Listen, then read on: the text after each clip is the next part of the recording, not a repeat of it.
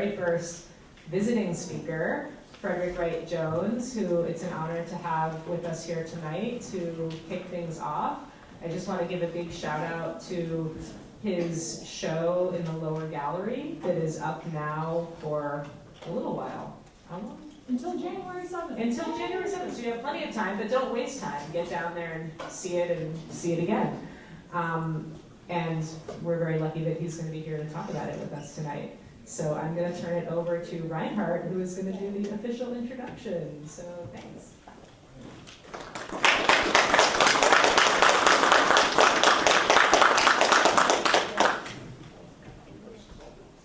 Well, hopefully it won't sound too officious, and I don't want to make it sound that way. But I do want to read it because there are some things I wanted to make sure that I covered. Fred and I have good history, so I'm really delighted that he's here. All right, and when looking up some of his information, which is interesting, you'll see quite a bit on Fred when you look him up. And I love the fact that he uses American typewriter font in the West. And it starts with the simple line, Frederick Wright Jones was born in Boyertown, Pennsylvania. That will tell you anything on that. On his website, where it states, I work at the crossroads of function, play, and ritual. This folkloric work is caught in an inevitably middle passage between dutiful responsibility and post-punk cynicism. I love that. That gives you a sense of the envelope that he uses to wrap his work in. So Fred is currently an associate professor at Muhlenberg College at Allentown, Pennsylvania, on his first sabbatical as a junior professor. Yay! His studies took place at Rhode Island School of Design, University of Pennsylvania, prior to completing his MFA here with us. And not to forget to mention his 13 years experience working as a rope-supported arborist. And he and I both have a thing for trees. My history with Fred goes back to his time here at UB as a grad student, focusing on sculpture and emerging practices. And as you will see, he does many other things as well and considers himself to be a multimedia artist. And I think it's clear from the show. And you can certainly witness that in his terrific exhibition. If you haven't seen it, in the lower gallery, there is plenty of time, but it's pretty important that you see it. I also love the show's title, Try Harder, which I think is an interesting approach. Gives a bit of that cynicism, which to me kind of sums up his attitude in general to try and understand the complications around us and what informs us through history and personal experiences. Well, working with Fred was truly inspiring. I remember well. He hit the ground running when getting here, and his never-ending enthusiasm and crazy, powerful motivation was, well, to me intimidating, but I think it was for a lot of others too while I was here. And I mean, not that others don't do that, but it was memorable. So, the complexity and gravity of his practice was tempered with a sense of humor, and still is, and that informs his efforts throughout. So I want to point out some recent actions from his lengthy list of activity, both here in the U.S. and Germany. He'll talk quite a bit about his life in two worlds, which he will likely expand on. He recently opened a new project on August 20th at Cabinet Contemporary in Pennsylvania. And this past May, he showed a project called Pantheon at the Schmucker Gallery at Gettysburg College. His contraption for a Council of Seven, another of his history machines, was built and featured during his mid-career fellowship residency at the Franconian Sculpture Park in Minnesota in 2022. So, Fred continues to jump between the so-called new and old worlds, ever expanding his global identity, and to quote briefly from the statement at Birchfield Penny, a show that he was in recently in Buffalo. So he's coming back to Buffalo a few times, which I think is great. We love that about alumni when they're able to do that. So the quote is, the uniqueness of each piece, the parallels, the slight cultural shift between new and old worlds, Europe with its various levels of reconciliations with past atrocities, and America with its history split along colored lines leaves Frederick floating in the Atlantic. I think that's incredible. He was found at home in the identity of the eternal outsider. From there exploring how notions of power, guilt, duty, and entitlement define citizenship.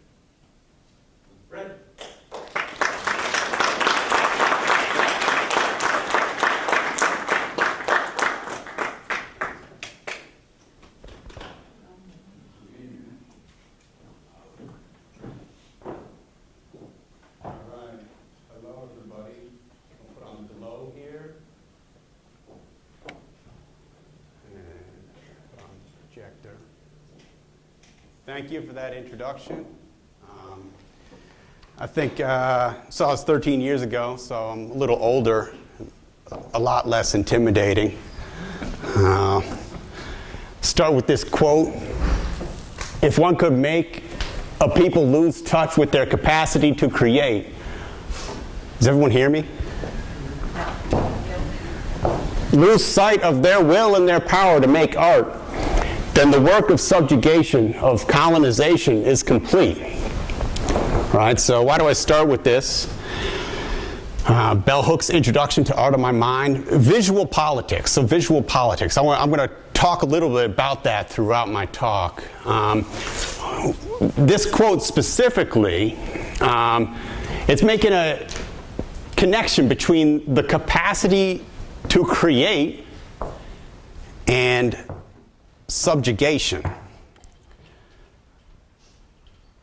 So, right, I'm back here after 13 years. Why are we here?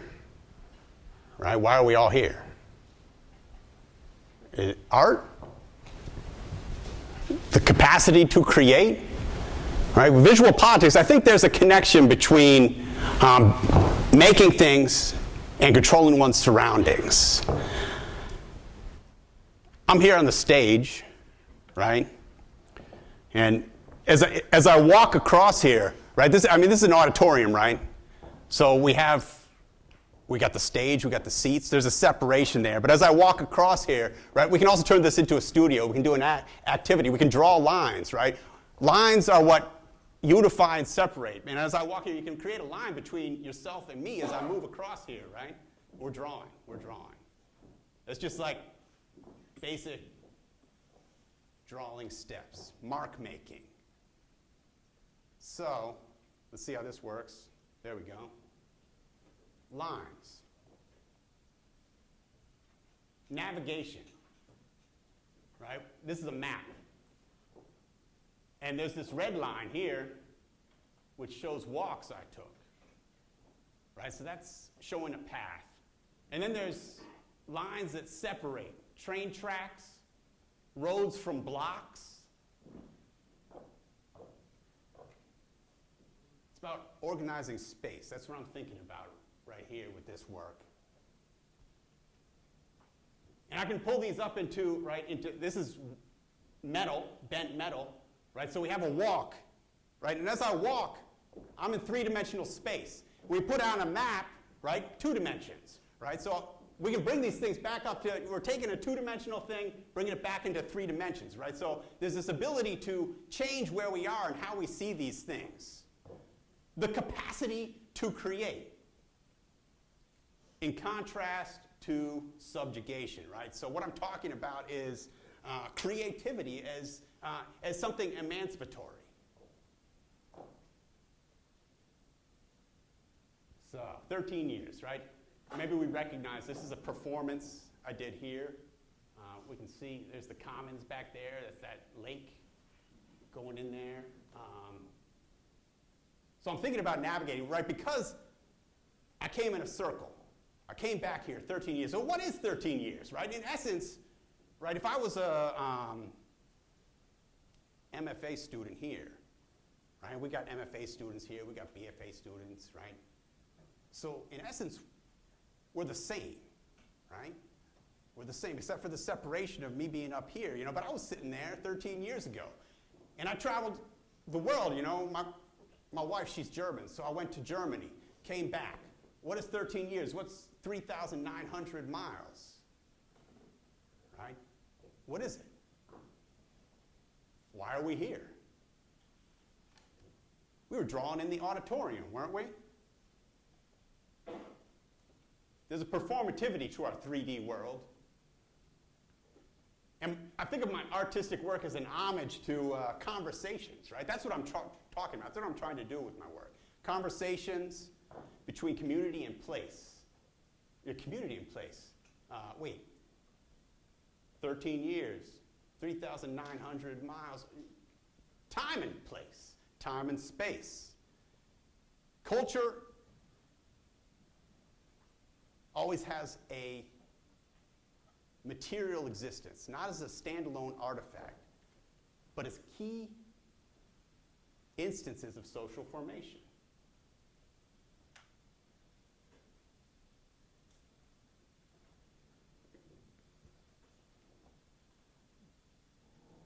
Here's another quote. Just thinking about us being here in this room. Buildings are received in a twofold manner, by use and by perception.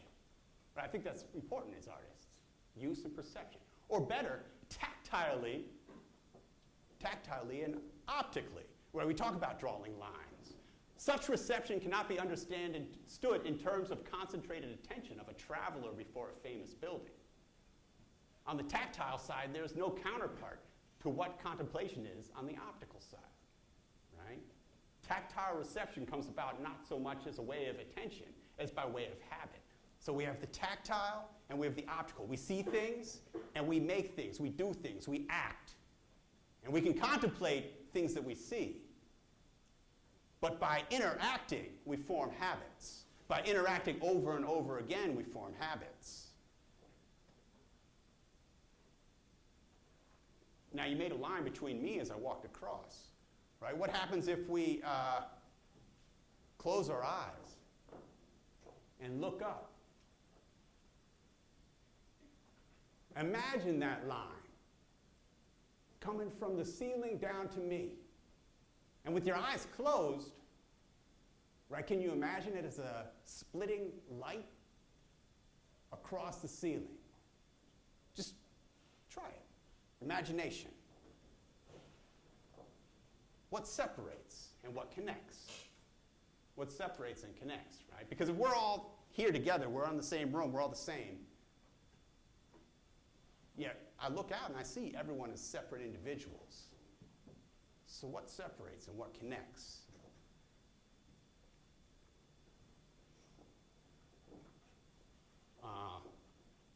This picture here is Henry Box Brown. Anybody know Henry Box Brown?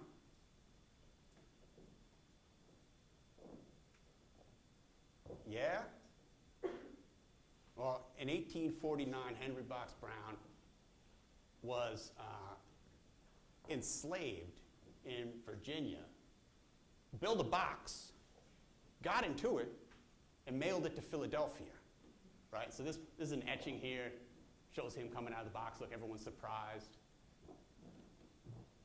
Now, there's something performative about that, but there's also something very emancipatory, right? And a transcending of material, right?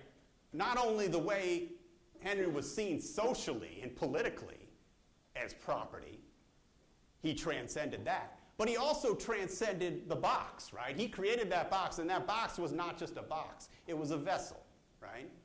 So by renaming, by changing, by working, right, he made this change.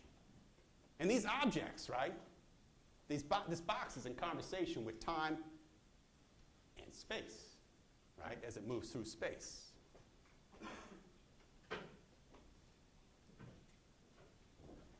And it speaks about current conditions, right?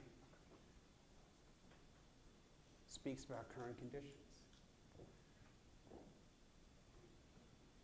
Culture always has a material existence, not as a collection of discrete texts or standalone artifacts. Discrete texts and standalone artifacts, right? So here I'm contradicting the objects, the importance of objects, or am I? But as the key instance of that social formation in which emergent forces first make their presence, felt as they come up against dominant and residual blocks of established authority. So this is Cobain and Mercer. This is the introduction to Stuart Hall's The Fateful Triangle. If you haven't read it, I would recommend reading it. It's a very good book. It's pretty easy to follow, too. He's a very good writer. Rest in peace. So we do have material existence, and we cannot deny that. We have to eat. And we do have statements. We do have artworks. We do have text, right? We have these standalone artifacts. But social formation and the emergent forces against dominant and residual blocks of established authority, right? So there's a contradiction. That's what we're talking about, that subjugation. What we're also saying is conflict creates culture.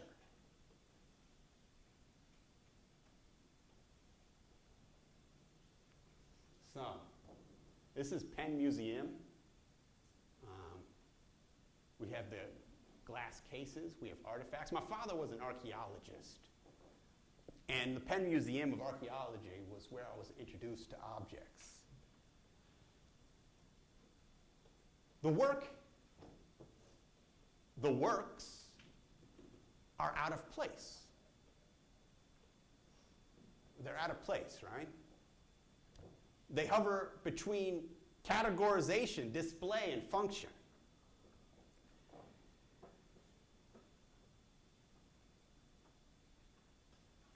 Established authority, right? There's a materiality, right, in artifacts that defines culture. And they tell a story. The way these objects are placed behind glass, right? Optically, right? We have optical access. Tactilely? No. Yet there's, in this museumification, we have a description which talks about how these things come alive in society, right? So it's telling a story about tactile reception. So in my own practice, I'm navigating this time and space that I traveled through and was there before me. Stories are myths, right? And Mikhail Bakhtin talks about the idea of the chronotope in the novel, right? And this is the meeting place of time and space and how that creates meaning for us. It has to do with history. And as I cross the Atlantic, right, thinking of crossing the Atlantic, thinking of generations crossing the Atlantic before me, right, I can, this is kind of like, this is a map, right? And you can see sort of geographic elements in there, but it's also about information, about ideas, and about coming to terms with who I am today, right? But it's also a place where Oscar Grant and Adam Smith and Trayvon Martin and Dr. Xavier come together, right? Beyond time, beyond space.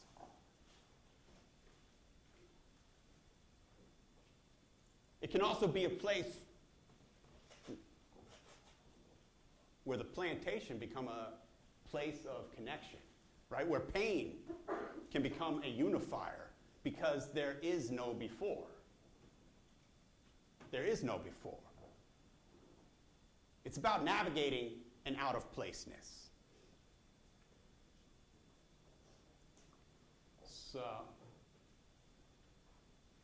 want to talk about the choices we make, a little bit about practice, right? Thinking about making. This is downstairs, and I think there's two titles for it. There's a working title, which is Skull Crusher, right? And that's, right, we got this hammer back here, and we got these cranks here, right? So you can crank it, and the hammer will go up and fall on your head, crush you, right? So that's the practical. That's the tactile. What about the optical? Practice and theory. What about the theory, right? So the real title is, the official title is The Devil is in the Detail. So it was inspired by, well, we still got that skull crushing, inspired by Pennsylvania watermills. And Pennsylvania's Quaker, abolitionist, right? And so I'm interested, of course, right? I was always fascinated by that colonial technology. But I found out that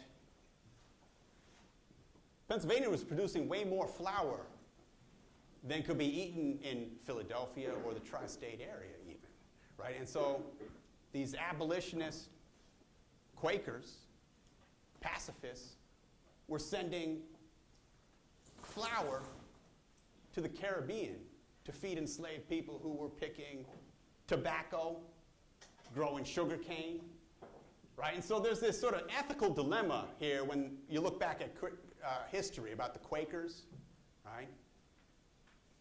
I mean, they had ethics, right? But there was a certain power dynamic in global economics that we should not forget. They were part of a system, right? So we're all parts of systems. There's society and there's the natural environment, and those things play together. Aesthetically, that work came out of this, and you also recognize some of these pieces downstairs, right? This is confusion of terms. And these are sort of DIY exercise and torture devices. Thinking about,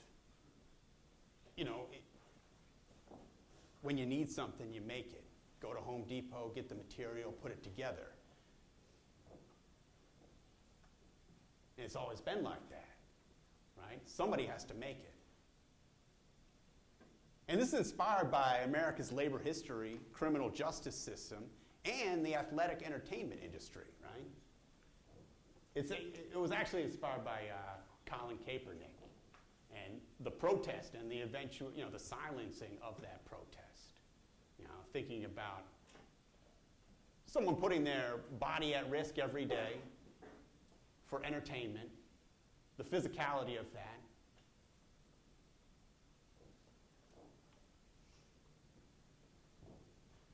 Now, in this instance, I separated those objects from the viewer through this wall, right? And so I'm using the installed space, right? If we think about being in here, right? And there's a certain power to architecture. This separation, the attempt was to make the viewer complicit, right? Separating function, controlled view, a border between visibility and ownership, right? Tactile and optical, to be able to see something, to be able to touch something. It's a different feeling. And it alienated by giving a voyeuristic access. Similar to a screen, right? We got the screen in the back. There's me doing my exercises on the machine. And there's that window of the window. Similar to a screen, right? I didn't break it, if you're worried.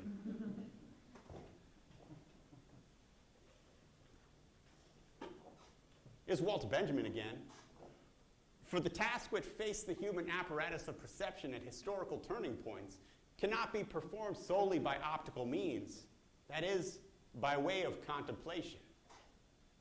This is a continuation of that earlier quote. They are mastered gradually, taking their cue from tactile reception through habit. The question is, are we at a historical turning point? I would like to think so. My choices and the choices of those around me matter. So Reinhardt talked about this, the contraption for a council of 7. This also had a working title, and it ended up just being a very long title. So the full title is The Contraption for a Council of 7. The trees told me to make it. Perhaps it is a form of diplomacy from the tree people, or it might be a rainbow weaver. Some things are out of our control.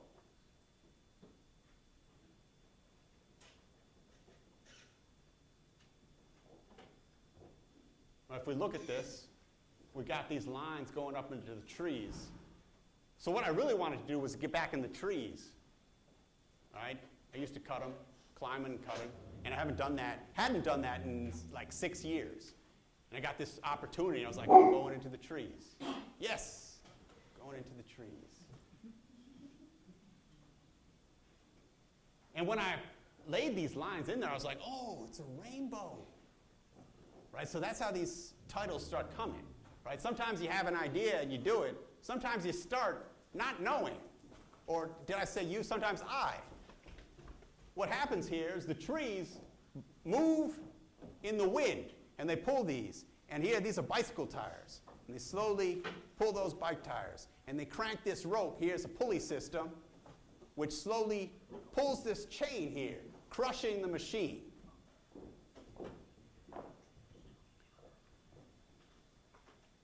People in their environment, right? As trees grow, layer upon layer, and they reach the sun, they dig into the soil, lightning strikes. They take that history into their form. Much like we carry our memories, they carry their memories in three-dimensional form. Nature and people. We can only be humble in the knowledge that nature is always beyond human will. Now, this is sort of going over into that, bringing that idea of the visual politics. Because there's a conversation, Bell Hooks and Amelia Mesa Baines. And Bell Hooks talking about her grandfather, who, in the segregated South, managed to get some property, build a house, start a farm, right? And he uses the word humble, right? But that's in reference to be able to control your own existence, right? He created a space where he could control his own existence, right? So there's nature, there's the public realm, there's the private, the home. And his grandfather, Bell Hooks, controlled that. And this was in reference to the fact that societal, that denied him access, could not control the weather. Nature and people.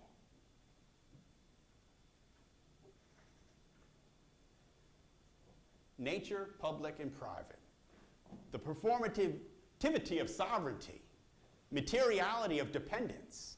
On the tactile side, there is no counterpart to what contemplation is on the optical side. Right? Tactile reception comes about not so much by way of attention as by habit, the workings of things. I like to use metaphors. The monument. As a sculptor, Rosalind Krauss says the logic of the sculpture, it would seem, is inseparable from the logic of the monument. By virtue of this logic of sculpture is a commemorative representation, right? We're saying something. We're commemorating something. It's memory. And it's representation. It sits in a particular place and speaks in a symbolic tongue about the meaning or use of that place. Space. Private memory and public space. So this is some work that's down. This is once upon a time in the so-called West. We have armed gnomes. We have Vladimir Putin on a pedestal of concrete. Every monument, right, is also an anti-monument. I was raised and continue to live in a world that recognizes the problematic of bias, yet supports and even demands a binary mode of thinking. The narratives of this country, the legacy of America's segregated history, are witnessing a process of socio-cultural change, highlighted by political turmoil and structural critique. Exploitation is within our liberal democratic narrative, and it might be not so comfortable to accept that power. But not recognizing it is a privilege we can't afford. And every anti-monument, every fallen monument, is also a monument. Theory and practice, right? Tactile and optical. What's the difference? Where is the crossroad?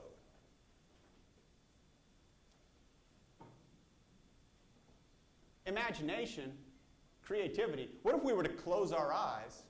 Let's do it. Let's close our eyes. Imagine a line to tomorrow. Now we're talking about time and space. What kind of line is that? What kind of line is that? Is it fearful? Is it brave? Is it joyful? Is it strong? Is it happy? Right? There's these possibilities from where we're standing now.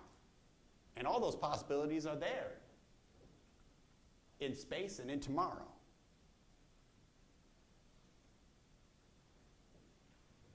Now, beyond the monument, there's the altar.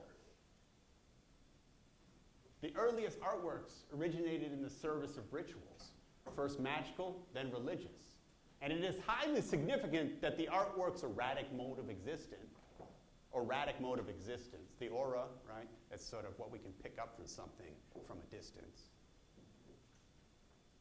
is never entirely severed from its ritual function. In other words, the unique value of the authentic work of art always has its basis in ritual. This ritualistic basis, however mediated it may be, is still recognizable as secularized ritual. So the altar, what is that for a space? Now this is from Pantheon. Create a little space within a space. And once again, right, we have these windows, those little screens. Now it's very lo-fi. But I'm thinking about these things. This is a door to an unknown and unmeasurable, right? The door to the unknown and the unmeasurable. It's inviting physical bodies, right? Me and you, in our physical bodies, into a non-physical space, right? Right? That's what we're doing here. Every time we pick these up, scroll, physical bodies in a non-physical space.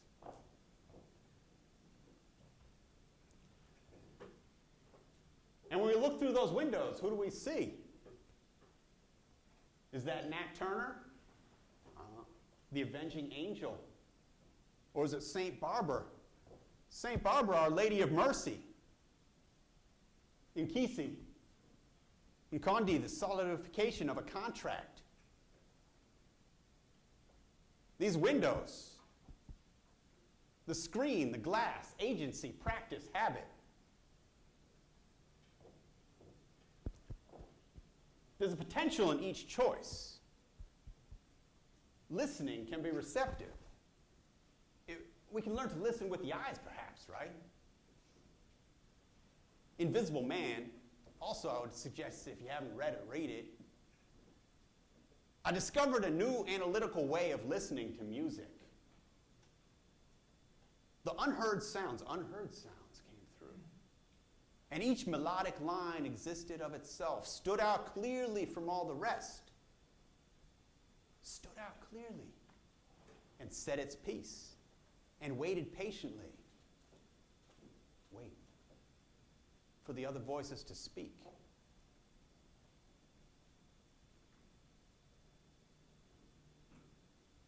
Right through the screen, through the window. Is that St. Anne or St. Francis? Do we meet her at the water, at the cemetery, at the market? The Black Madonna, the Virgin Mother of God, right? Could that be a metaphor for the Big Bang? Just ask questions. The Big Bang. Or are we seeing through that screen another type of idol? Is it Beyoncé, perhaps? Liberté, égalité, Beyoncé. These ideas are just the meeting point of practice and theory. The crossroads of navigation, right? The pandemic sort of put a little bump in the road. And I started this project with a colleague, Nestor Armando Hill. We started walking and talking.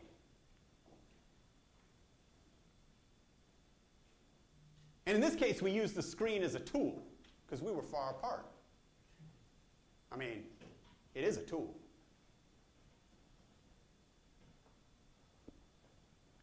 So we got an image here. We got the red is one walk, and then the blue is another walk. Right? This is in Hamburg, Germany.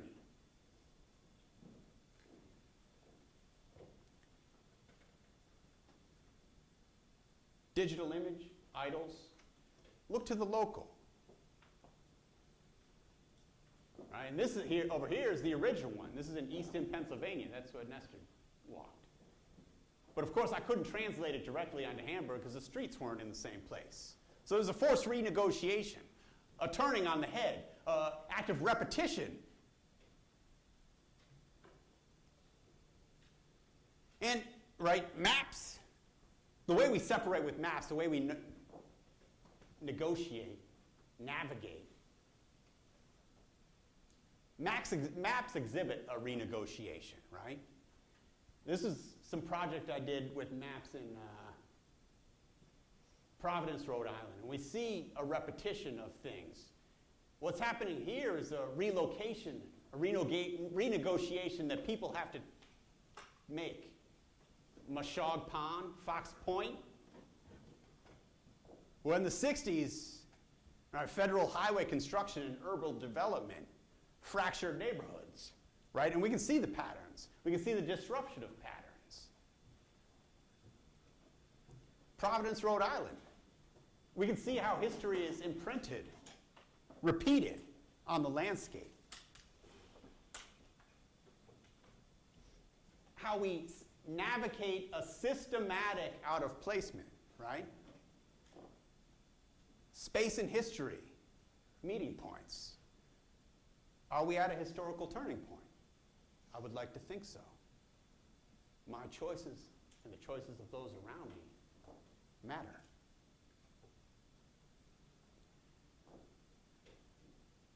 And then we did a little project. We went back to Allentown. Here's an aerial view of Allentown. It took in 100 years before we took a little walk with a group. And way down at the top is where the gallery is, and we all walked in this direction. So it's a refamiliarization, right? Everyone was given this map. And it was a defamiliarization, because everyone was also given instructions. A little extra thing to do on the walk, to defamiliarize our subjecthood. And so we were forced to translate, right? Half of these, Allentown is majority Spanish speaking. So we did it half-half though, half English, half Spanish. And so everyone needed to translate depending on what card they got. And there was a necessity to collaborate, to ask, hey, what does this mean? What does this mean?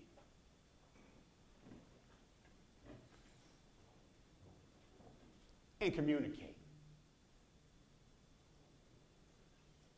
And then everybody went back and drew out their maps. And we all used those lines to connect and to separate. And it was about local agency, right? And then we created this, this wall of maps, a residue about our control of where we lived. Little local ways, just little local acts. Because we live, this is Allentown, right? And we live in a fractured existence. You look at the shape of Allentown. See how things are cut out. Tax base is cut out, right? How are you going to pay for schools? Fractured existence, the shape of Allentown. And part of that story for the walk came from this picture. I'll say part, it's actually the secondary.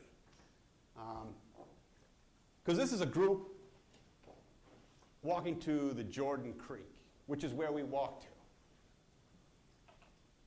And They're walking from the 4th Street and Hill Street neighborhood, which in the 60s, you know, talking about that thing in Providence, right, in the 60s was demolished to build City Hall and parking lots. Now, that was the only neighborhood in Allentown that would rent to African Americans. And so this group here, right, coming from the Union Street Baptist Church, walked down to the river. Now, why do I bring that up? Because nature is a different form of public space when you are denied access to the public forum. And I say this is the secondary inspiration because the primary one was one of the first walks that Nesta and I took. We were walking along the Jordan Creek and we came across a group of parishioners doing just that, baptizing themselves in the Jordan River. There was a connection between nature, access, and political power. Because despite Allentown being majority Spanish-speaking, that is not reflected in the city structure or in the school hierarchy. So we could only be humble in the knowledge that nature is always beyond human will. And Walter Benjamin says, instead of being founded on ritual, art, is based on a different practice, politics. That's his hypothesis. And I say politics, visual politics, is not necessarily a political choice, but a matter of situation. It's the value systems of those in power. And we've inherited a language and a culture along with the subjugation and exploitation it involves. We're in a borderland of binaries, seeking places to undermine and erode essentialized forms of identification. Right? We have this growing, this fractal emergence from Providence to Allentown to Amsterdam to Buffalo. When one is denied access and agency, one is in a constant systematic renegotiation. It is forced upon us. It controls our bodies, both from governments and corporations.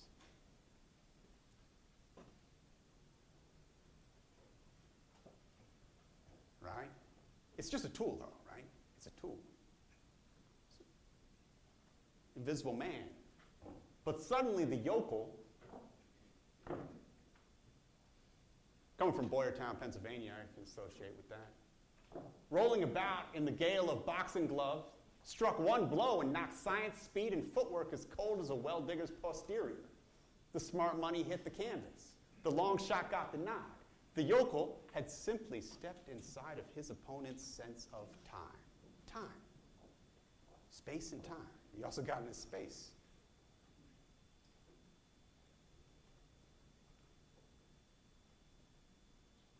And so I'm looking for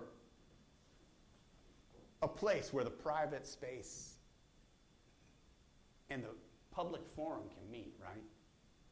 A political space. This is 1 to 999 in Pottsville, Pennsylvania. And I'm kind of looking for that moment where you can say, oh, I've never seen it that way before. That's all I can share, right? That's all I can share. I don't have more. I've never seen that before. I've never thought about it like that. Right? This is the landscape surrounding the cabin here. No, here. Here's where we're lying. Right? It's the topography. And that public natural space can be a place of cultural creation. Just turn things on their heads, right? Turn things on their heads. Listen with the eyes. And soar. I love to fly in my dreams. So, I want to thank you for having me. And before we go, let's close our eyes again. Look inside. imagine the vastness of the universe, right? Right? Because we're all just atoms moving in plenum. We're just moving in plenum through other atoms. So in essence, we're all the same here in this space. But we're also very, very individual, one-time occurrence. So I thank you. Before you go, I have a wish. When you go out in the world, or even right here, just let someone maybe next to you know that they're appreciated. Bless, thank you. Have a good night.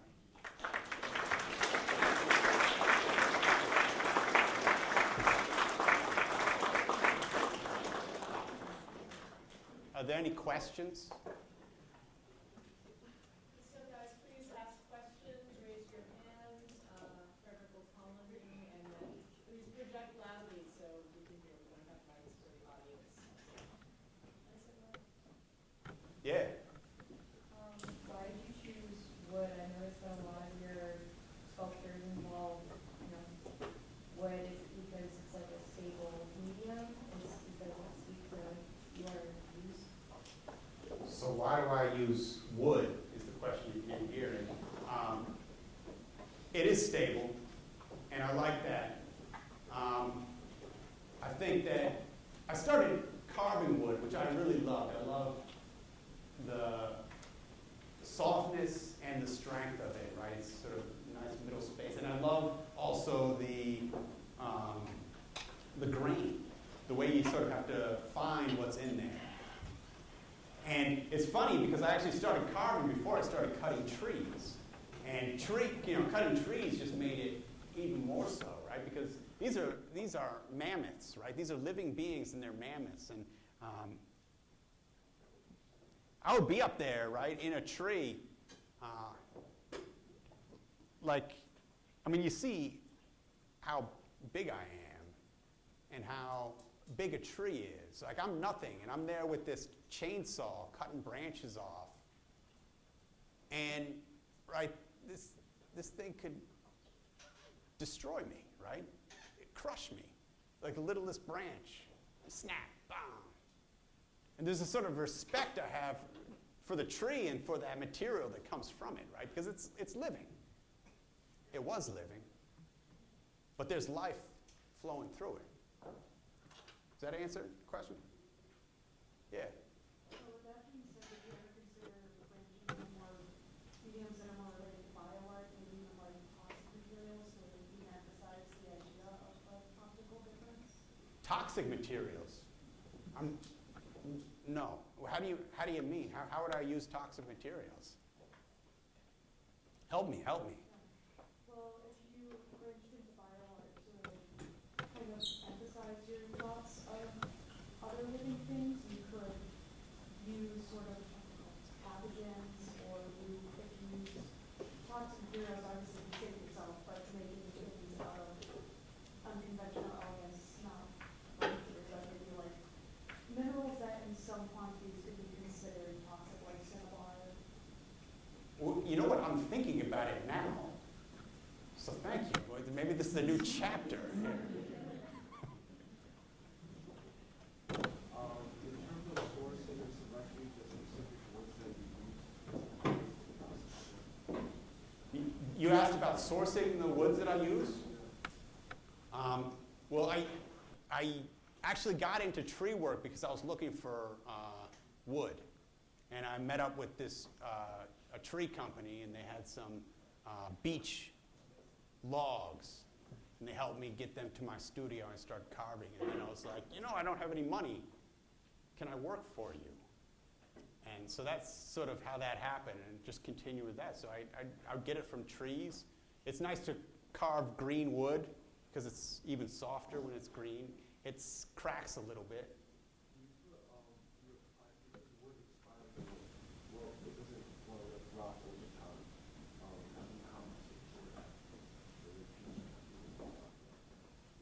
Yeah, there's oil, paint. It doesn't last forever, though. That's one thing. And things weather. And I'm not a carpenter. I don't have that knowledge. That's a different sort of knowledge. And so it lasts a certain amount of time, and then it's gone. I'm sure there's something to do about that. Keeping it dry. It is. I agree with that. It is a beauty of it. Temporality. Any more questions? Yeah? So, a lot of your mechanical pieces have like some sort of element of like self-destruction. Yeah. You know, like with the workout machine, you're self-destroying your muscles to gain muscles. The one with the trees, you know, is crushing itself. And with the one with the hammer, you operate it to, you know, destroy yourself. Yeah. Could you elaborate more on that? Well, I think it goes back to that comment, right, about things having a certain, having an expiration date, right? And I think because life is violent, right? Think about the trees and sort of me cutting trees down and them, the ability of them to, just crush me, right? There's a certain violence in that action, right? And of course, I was set into the trees because people were scared. They didn't want the tree falling on their house, right? And so there's a certain negotiation, and in that negotiation, there's a certain amount of violence, right? If we think about the story of Bell Hooks' grandfather, right? He had to renegotiate with violence every day, right? We think about the destruction of neighborhoods, right? And building highways, right? There's a renegotiation that's sort of forced upon us societally, but there's an inherent renegotiation just due to survival. Sometimes the choices we make affect others. And sometimes we choose to feed our family. Yeah? No? Is there, yeah? Why do you like the word renegotiation, like when describing that relationship? Why renegotiation? I think it's because, like, I have a plan, right? And I go out into the world with this plan, but things don't go according to plan. And I come to that point where I have to say, okay, so what do I do now? And I think it's because renegotiation sort of, it helps me sort of place myself in the here and now, because that's all I have. I think that's why I like it. Is that an answer to the question? Yeah.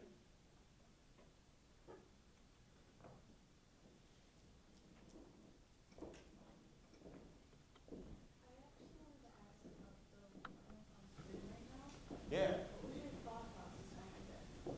Oh, this one's really easy. I like rabbits.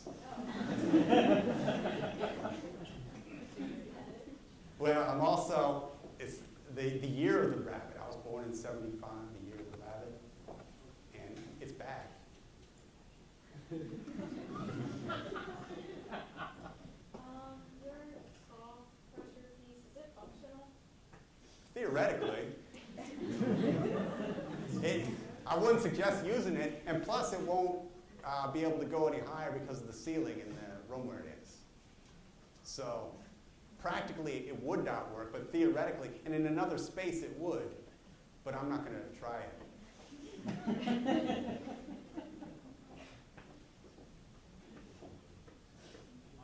thinking more of your seven wheel piece.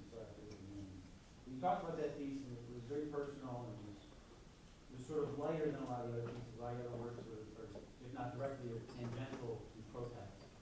And right after talking about that piece, you talked about monuments and their antithetical portion. I just wondered if you could talk a little more about the seven wheel piece. You thought it was very personal, but if I were to force you to sort of think of it as anti-monument function, and how you approach that. Well, before making it,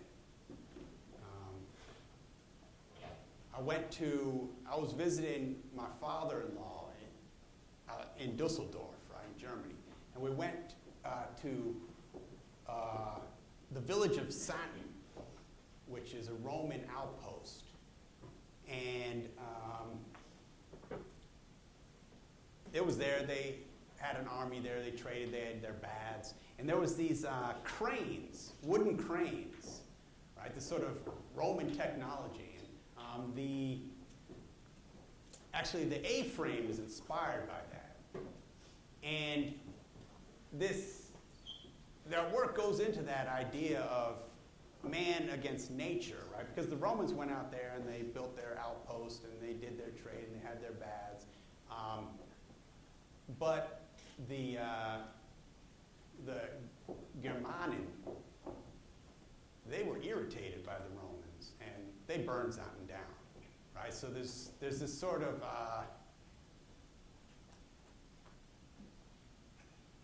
I was thinking about technology and quote unquote ideas of civilization, right? And how those come up against ideas that are also present, very present in the world, right? And these ideas of access and emancipation,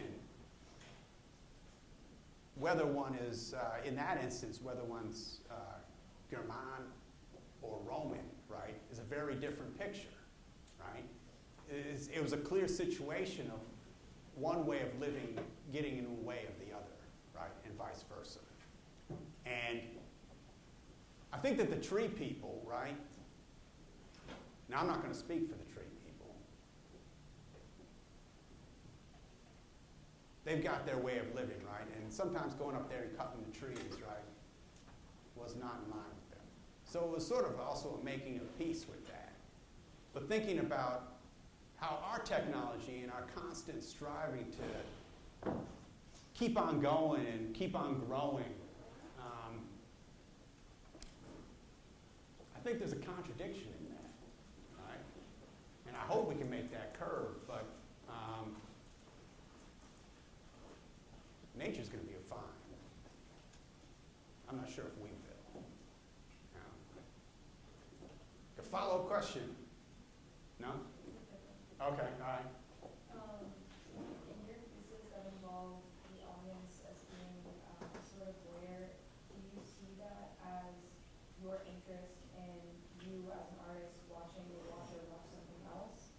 Or do you see it more as like reclaiming your own power of your own work by making someone kind of limit their own sense of perspective? Well, it's definitely about power and limited perspective. And I think what I'm trying to play with is these notions of seeing and having, and right, that desire to hold, and putting a border and a barrier between that. Sort of play with materialism, you know?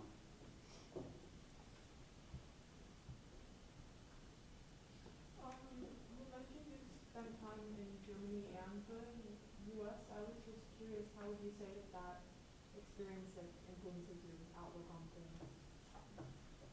Well, how did my experience in Germany and the U.S. influence my outlook on things?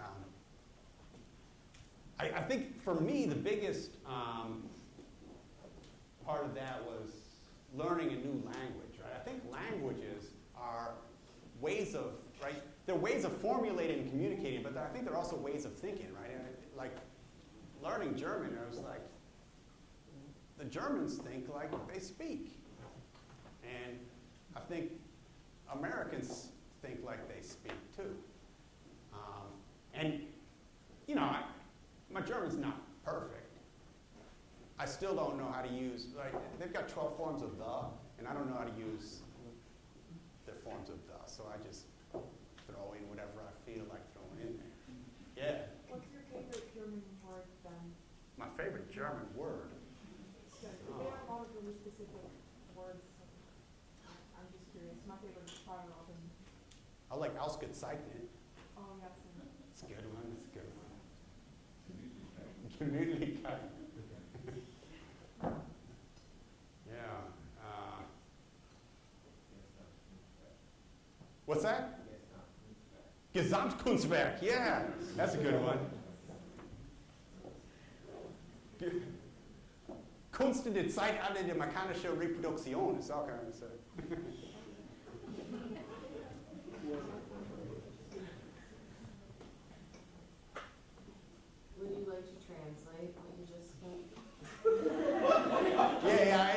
said, that's Walter Benjamin's book, Art in the Age of Mechanical Reproduction. That was nerdy. I like that. Any other questions? Yeah. Can you describe your creative process? How do you go from the creative part to the physical part? How do I go from the creative part to the physical part? It's not a clear path, right? Sometimes, right, like if I think about carving, what I use for reference is photos, right? So I've got a two-dimensional, and I always try to get photos of people from various directions. And so what I'm trying to do is combine all these various directions. And so it's a very slow process, slowly chiseling away, because you can't put anything back. So that's with carving. With building things, sometimes it's pretty clear. I come up with a form and I put it together. But, sometimes the meaning comes later. Sometimes I build something and I put them next to each other, and it comes through these combinations, right? And these are also conversations, right? That thing about Pennsylvania flour, for example, right? I learned that from my father, and I was already building this thing. And so the meaning of the piece ended up changing as I built it.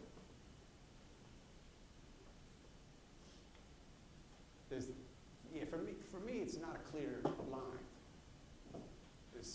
It's navigating, right? I think that's why I'm interested in maps. So I'm sort of navigating through ideas from one to the other and back, right?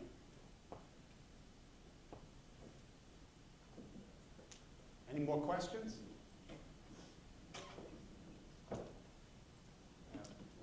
Oh, yeah, you got a question? So you talked about how it's sleepy and how art was and how it's pretty much exciting. But has there ever been any artwork of yours or of someone else's that you kind of wouldn't necessarily let go of? Oh, yeah. Let go of.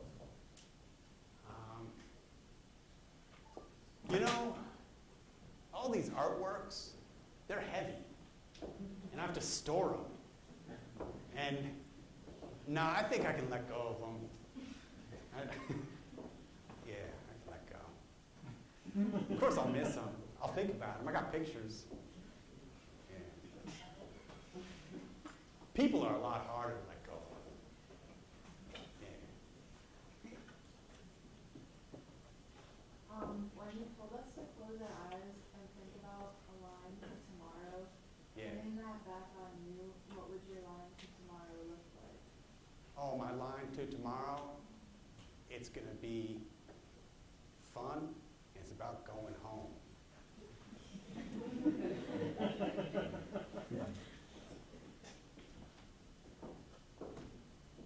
Any more questions?